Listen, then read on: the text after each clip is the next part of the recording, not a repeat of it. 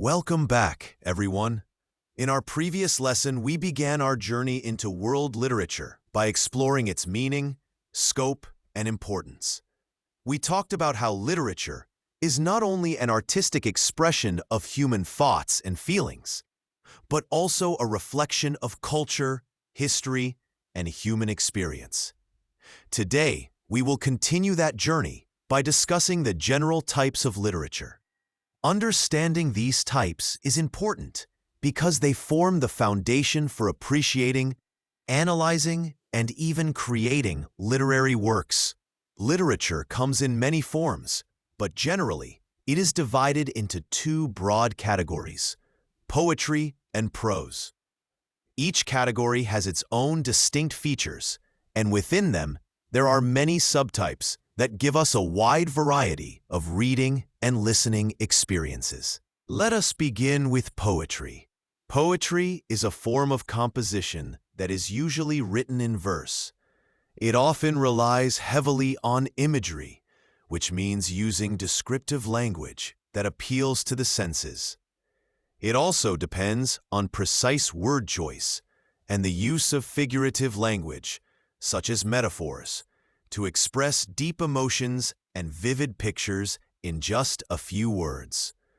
Some poems follow strict patterns in their rhythm and meter, while others, like free verse, do not follow any fixed rhyme or meter at all.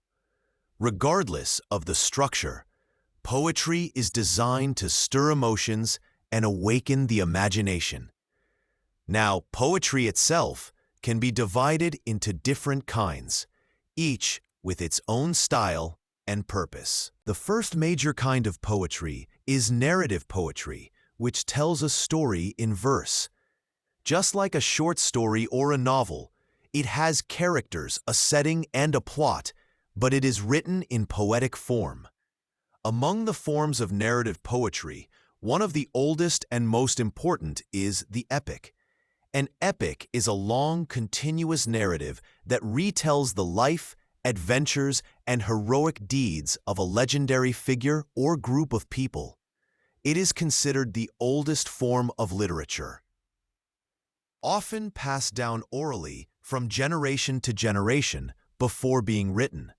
Famous examples include the Iliad and the Odyssey by Homer, and in the Philippines, the Biag ni Lam Ang. Another form of narrative poetry is the ballad, which is a song-like poem that tells a story, often about adventure or romance.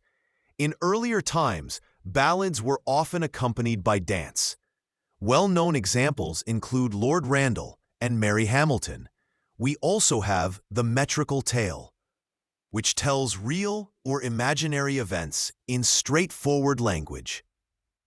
These tales often involve ordinary people in everyday situations, such as Geoffrey Chaucer's Canterbury Tales. Lastly, the metrical romance is a long narrative poem filled with imaginative and often romantic adventures, focusing on noble knights, ladies, and distant settings. Famous works in this form include Sir Gawain and the Green Knight, and Sir Thomas Malory's La Morte d'Arthur. The second major kind of poetry is lyric poetry. Unlike narrative poetry, which tells a complete story, lyric poetry focuses on expressing emotions, feelings, or personal reflections. It often presents a single moment, experience, or mood. One familiar type of lyric poem is the song, which is meant to be sung and often accompanied by music. Another is the sonnet, a 14-line poem usually centered on a single theme, often love or deep thought. The elegy is a solemn and serious lyric poem, usually about death, expressing grief or reflecting on a tragic theme. The ode is a more formal and elaborate lyric poem, often written to honor a person, celebrate an event, or explore a serious problem in life. Finally, we have the simple lyric, which includes all other lyric poems that do not fit into the more specific categories. There is also a special kind of poetry called the haiku, which originated in Japan more than 700 years ago. It is a very short poem with only 3 lines, containing 17 syllables in a 5-7-5 pattern. Despite its short length, the haiku aims to convey a deep meaning or strong image, often related to nature. It challenges both the poet and the reader to capture or discover great meaning in very few words. Now, let us move on to the second broad category of literature, prose. Prose is the most common form of written or spoken language. Unlike poetry, prose does not usually follow a specific metrical structure. It uses ordinary grammar and sentence structure, just like everyday speech. Within prose, we can divide works into 2 main types, fiction and nonfiction. Fiction comes from the Latin word fingere, which means to form or to create. As the name suggests, fiction is a work of the imagination. It tells about events and characters that may not be real, though they can be inspired by real-life experiences. Fiction includes many forms. The short story is a brief prose narrative that focuses on a single plot and a small number of characters. It can usually be read in one sitting. The novel is much longer and more complex, often with multiple characters, settings, and subplots. Drama, or play, is a form of prose intended to be performed on stage, where characters act out a story through dialogue and action. The fable is a short story, often featuring animals as characters, that teaches a moral lesson. The parable is similar, but it usually uses human characters and illustrates a moral or spiritual truth, often in a symbolic way. The legend is a traditional story that reflects the culture and values of a people, often based on historical events, but with some exaggeration or imaginative elements. The myth is a story with religious or supernatural significance, explaining the actions of gods or heroes or the origins of natural phenomena.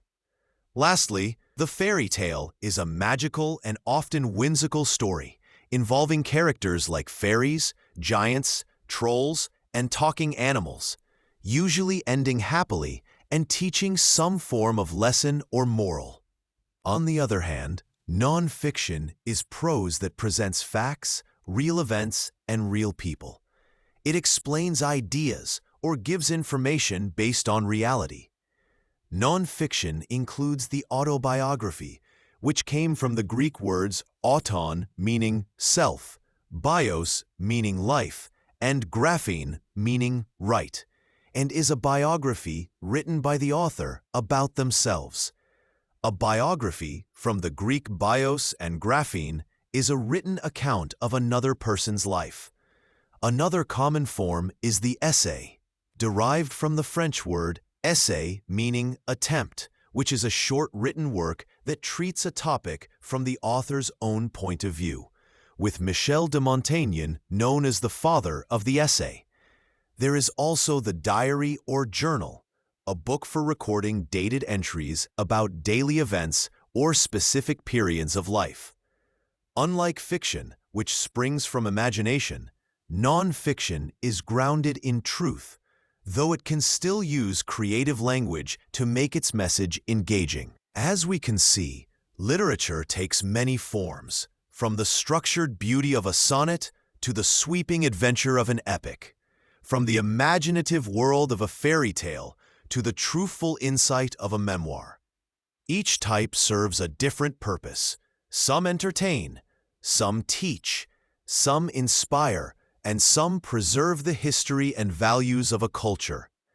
As we continue our study of world literature, it is important to keep in mind these general types and their characteristics, because they will help us not only recognize the form of a work, but also better appreciate the creativity, thought, and cultural background that went into it. Literature is a vast and rich field, and knowing its different forms is like having a map before exploring an exciting and endless landscape.